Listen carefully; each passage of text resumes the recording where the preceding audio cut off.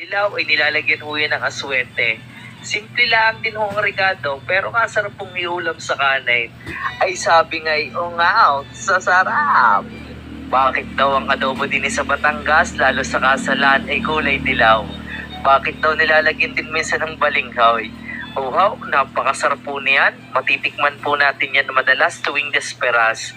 Kaya ho madilaw ay nilalagyan ho yan ng aswete. Simple lang din ho ang rekado, pero kasarap pong iulam sa kanin. Ay sabi nga'y, oh nga, sa sarap. Bakit daw ang adobo din sa Batangas, lalo sa kasalan, ay kulay dilaw? Bakit daw nilalagyan din minsan ng balinghoy? Uhaw, napakasarap po niyan. Matitikman po natin yan madalas tuwing desperas. Kaya ho madilaw ay nilalagyan ho yan ng aswete. Simple lang din ho ang rekado, pero kasarap pong iulam sa kanin. Ay sabi nga'y, oh nga, sa sarap. Bakit daw ang adobo din sa Batangas?